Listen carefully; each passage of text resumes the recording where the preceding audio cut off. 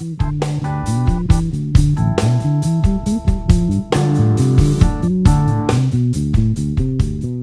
I'm Ryan Medora, and you're watching ForBassPlayersOnly.com.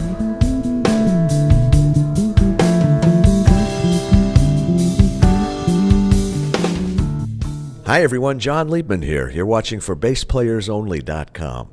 We're coming to you today on location from Philadelphia, Pennsylvania. We are here at the Gerald Veasley Bass Boot Camp 2019 edition with faculty member and esteemed bassist Ryan Medora. Hiya, Ryan. Hey, how's it going?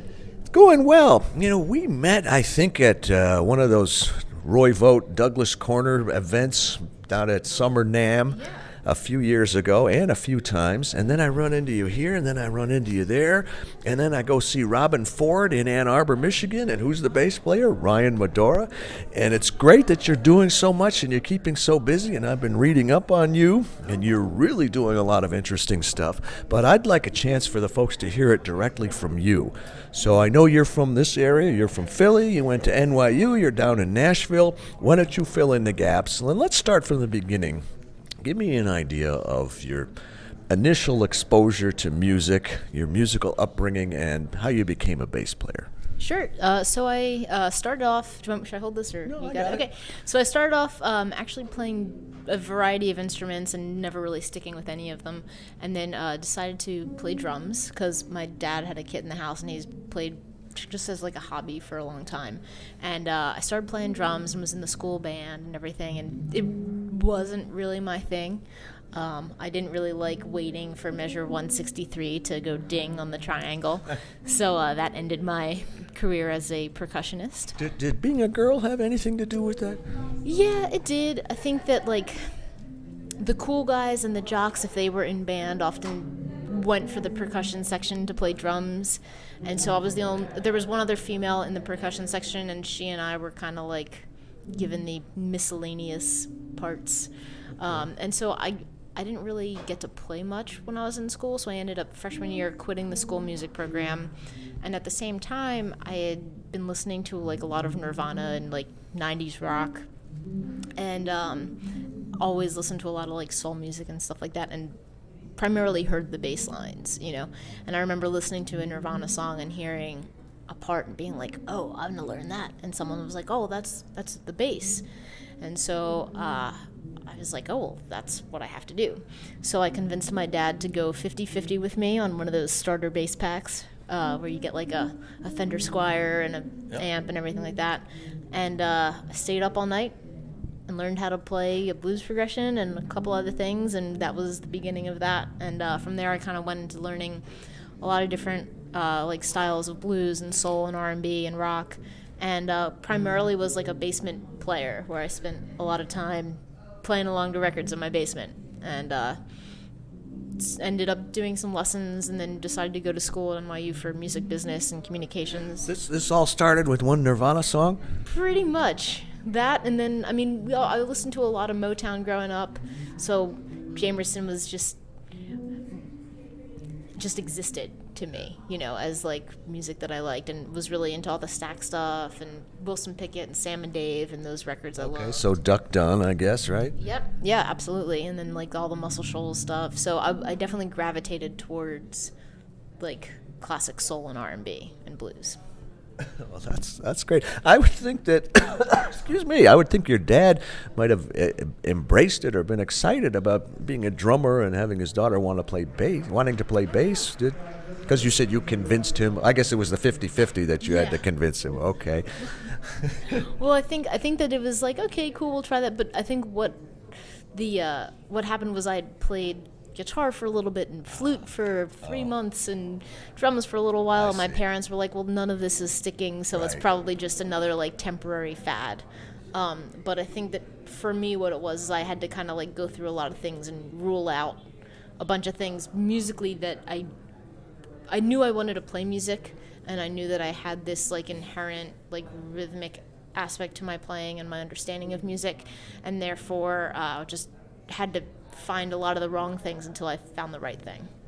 and found the right thing. You did. Absolutely. Well, how did your career get rolling? You went to NYU and then you went down to Nashville, so keep filling in the gaps for us. So, well, I went to NYU, and when I was in school, I did a lot of music business stuff. So I mainly interned doing like talent buying and some artist management stuff, and very quickly realized that I didn't want to do that. I wasn't a big fan of marking up contracts or sitting behind the stage. I wanted to be on the stage. And so when I graduated from school, I turned down a job offer to do like a music business gig, and ended up moving back here to Philly, where all throughout college during the summertime, I had like a summertime gig that I did teaching at like a music camp.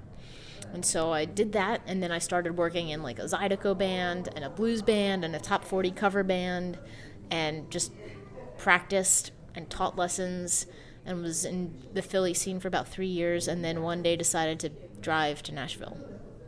So I was the kind of person that gave myself a moving date. I said, I'm going to move February 1st, and packed up my car on January 30th and drove down and moved into my Craigslist place on February 1st, 2012.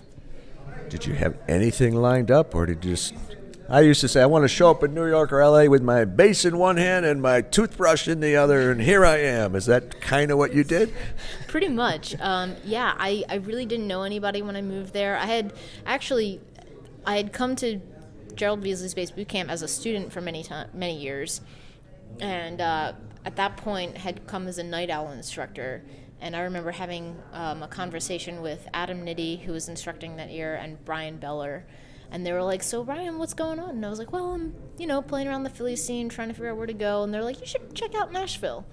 And so I basically went down there for a week, checked it out, and was like, okay, this seems cool. And then gave myself the moving date. But I hadn't really met many people.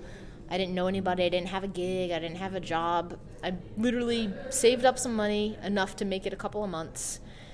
Moved into my place on Craigslist. 3 weeks later, got a job folding clothes at J. Crew. And just worked any job that I could. I worked like 3 or 4 jobs and practiced and played gigs and did all the stuff. And thankfully quit one job and quit another job, and have moved towards just playing primarily since then. Did you have any trouble getting people to take you seriously as a bass player, as a musician? Yes and no. I think that there are a lot of misconceptions about what you play like based upon what you look like. And I'm the kind of person that, frankly, if I walk into the room, the people don't expect me to play bass because I don't look like I do. I didn't want to say it because I thought it might not come out right, but there's stuff on your website that says, the instrument's bigger than she is, which you contradicted, I think, right? You said, no, actually, yes, a couple inches taller or something. Well, most people, everybody sees me and they go, that bass is bigger than you are. Like, I probably hear that quote more than anything else ever. I've got a solid 12 to 15 inches of height on most of my basses, but when you're holding it, it doesn't necessarily look that way, because I am a petite human being who doesn't necessarily come across as someone that would be a bass player. But I don't know. If you learn how to play and you play it like the record and you love it, then you can play bass. And it's great that you were eventually accepted into the Nashville music scene, and you've done a lot of pretty significant stuff. Share a few highlights with us of some of the things that you've done in your musical career, things that are either the most memorable to you, or maybe you're the most proud of, or anything you like. Sure. So I guess a few years ago, I got a call to play with a guy named Bobby Bones, who's a pretty high-profile artist in the country music scene, because he's a radio DJ. So he's the most syndicated country morning show DJ in all of country radio in the U.S. And he's got a band called the Raging Idiots, which is kind of like a variety show band. He does some stand-up comedy. He does some cover tunes. He has an original kids record that's done really well, and he brings out all these different guest artists. And he does a show every year at the Ryman called the $1 Million Show, where the goal of the show is to raise $1 million for St. Jude's Children's Hospital. And I got the call to be a part of the band, and I've done that for the past 4 years, and this past year I actually got to be the MD for the show, which was fantastic. But that's got to make you feel good, not just from a musical standpoint, but for supporting that cause too. Absolutely, yeah. I mean, it's a great cause, and Bobby does a really good job about kind of supporting organizations that he believes in and giving money towards things that need it, and really trying to support people all across the board.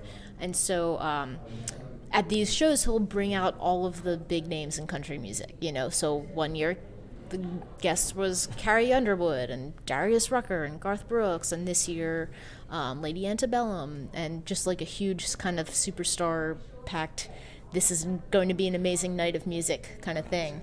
And last year, my favorite thing was Hanson was the surprise guest.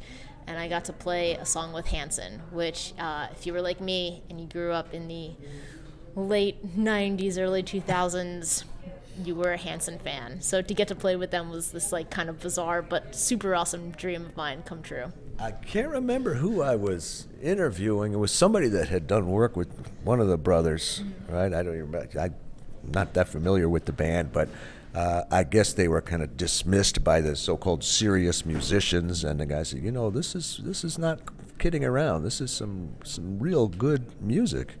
Oh, I mean, they're all fantastic players, and like they keep making records. I mean, they made a record called "Shout It Out," and Bob Babbitt was the bass player. So I don't know if Bob Babbitt can play with Hanson. It's a cool thing. They really appreciate musicality and integrity.